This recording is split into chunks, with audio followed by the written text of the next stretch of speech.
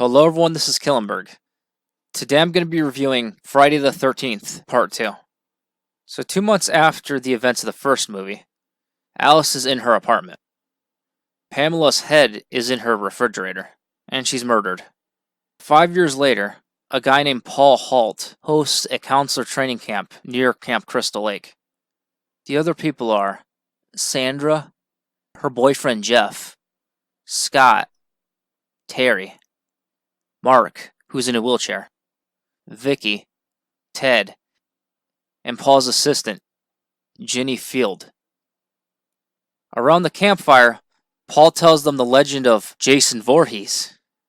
Paul reassures everyone that Jason is dead and that Camp Crystal Lake is off limits. That night, Ralph wanders onto the property and he is killed. The next day, Jeff and Sandra sneak off to Camp Crystal Lake, because of course they do, but are caught by Deputy Winslow. Later on, Winslow sees someone wearing a burlap sack as a mask. He chases the man to the woods and into a shack before he's killed with a hammer claw.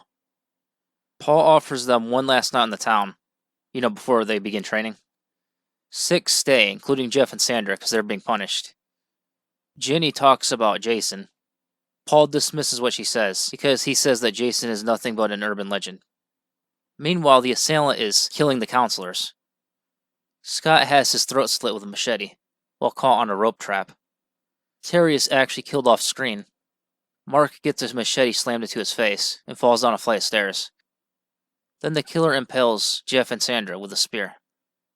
Then he stabs Vicky with a kitchen knife. After being chased, Ginny finds a shack in the woods. She finds an altar with Pamela's head on it.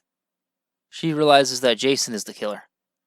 Ginny puts on Pamela's sweater and tries to convince Jason that she's Pamela.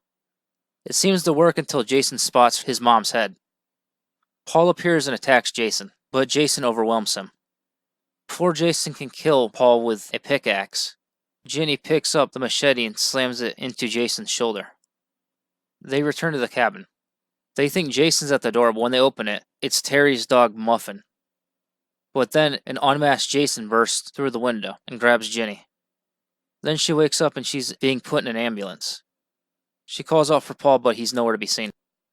We see that Pamela's head remains on the altar. And that's the end. I would actually say this is pretty good. I actually like how Jason came back as the killer. Not many franchises do that. And usually when they do, it's not successful. This one, I'd say it's the opposite.